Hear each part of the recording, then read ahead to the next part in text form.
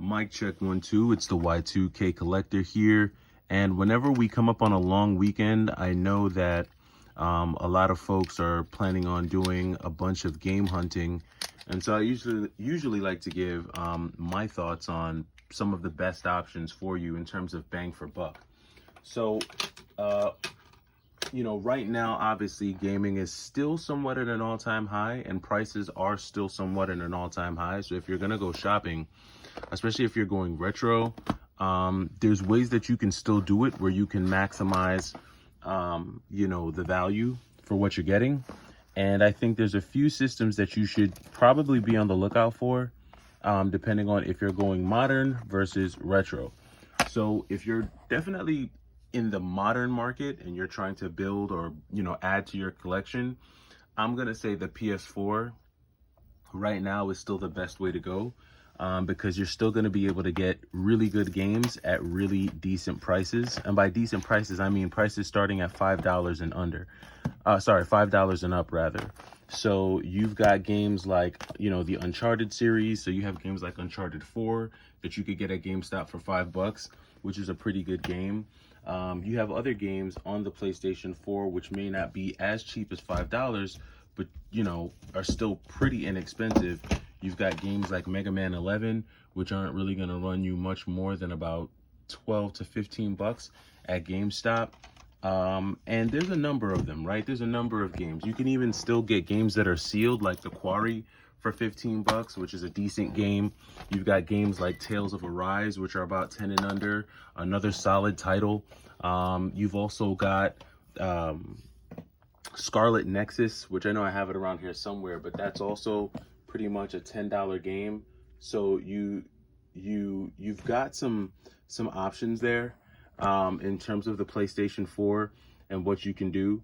And I think that a lot of these games are still going to get you, a pretty great value for right now. So PlayStation 4 is one route you can go. Another route you could go is Xbox One. I don't think Xbox One is really, highly sought after right now still, but you can still get a lot of great titles on that system. Games like Ultimate Marvel vs. Capcom 3. A lot of people forgot that this came out on the Xbox One, but you could take advantage of that. You've also got the Attack on Titan series, Attack on Titan, and Attack on Titan 2 Final Battle, which this game at one point I think was close to $200, but it's come way down. So you could probably get this for around $50 right now, $50 to $70 on the Xbox One. So the Xbox One is a great place that you can go to in terms of just kind of getting a great bang for your buck. If you're really just interested in playing games, but also still building a collection, there's definitely room for you to take advantage there.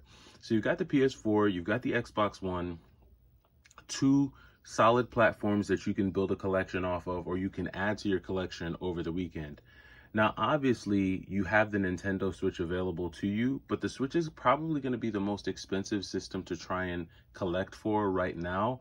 It's one of the most popular systems. It's one of the most sought after systems. And usually the same game that you would get on the PlayStation 4 is going to be at least $5 more expensive on the Nintendo Switch. So if you can dodge the Switch at all, I would say try to dodge it. I don't think we've hit that prime season yet for Switch shopping. I know Nintendo has another console on the horizon, and probably once that console launches, you'll start to see, some more deals and some more sales happen for like your standard Switch games. So you can keep an eye out for that. If you're thinking about going retro this weekend and you're wanting to kind of go a little bit old school, there are a few systems that I think will really allow you to stretch your dollars really far. First and foremost, we all know this, the PlayStation 3. Well, yeah, for sure. So I know the PlayStation 3 is probably on the the more recent end of retro, right? This is probably like the most recent addition to the retro generation, or the retro, group. But PlayStation 3 is where you're going to get your most bang for your buck, in my opinion, because PlayStation 3 games, one, are readily available at not only your local game stores, thrift stores, pawn shops, but they're super available at GameStop. So games on the PS3 are going to be super easy to find, and they're going to be super cheap because they're not games that people are really going crazy over right now. People are still really going nuts over the Xbox 360. So now is really a good time to take advantage of the PlayStation 3. That would be my suggestion. Another really great system that I think in terms of retro that you may want to be on the lookout for, again, I've talked about it a bunch, but NES. NES is like, people are really sleeping on this system. I think in their minds, they're starting to toss NES games into the same bucket as like Atari, but that is far from, you know, the truth, because a lot of the games that you're seeing on the Switch, a lot of these modern retro classics that are coming out on the Switch, they're pretty much just carbon copies or re-releases of NES games. So you got to be smart.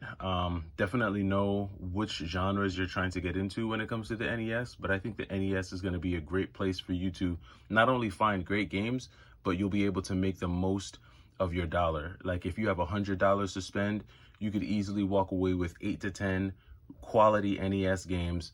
And the good thing is that you can source these out in the wild, because they're both cheap out in the wild and they're cheap online. So to me, the NES is another great option for you as well. I know not a lot of people really go looking for this system. I know not a lot of people are really shopping for this, I guess, handheld.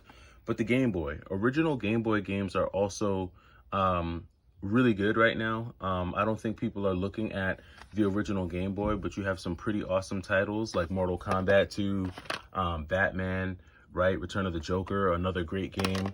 Darkwing Duck, another great original Game Boy game. Metroid 2. I mean, these are classics, right? So you can definitely find some of these games. Now, don't get me wrong. Darkwing Duck, Metroid 2, and Batman are going to be on the mid-tier level of Game Boy games in terms of prices. Those games are probably between 25 and like 35 bucks. But like Mortal Kombat 2 is a $10 game. You've got a lot of $5 and $10 games on the original Game Boy that you could take advantage of. So I would just say don't sleep on the original Game Boy. A lot of good stuff on there if you're trying to go retro, and that's definitely one that you could take advantage of. Also, 3DS is readily available at a lot of places, including GameStop. So 3DS is another system that you might want to take advantage of. And then I know it's like the hype train is, I've talked about this, super hyped up.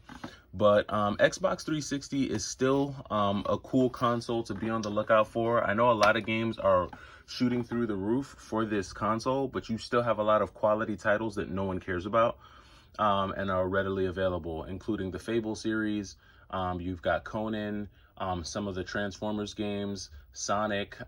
You've got a lot of really great games on the 360. So if you don't concentrate on the ones that are like skyrocketing in price, you can still get some really great deals on the 360. So those would be my suggestions for the weekend, both for if you're shopping for modern consoles and if you're shopping for retro.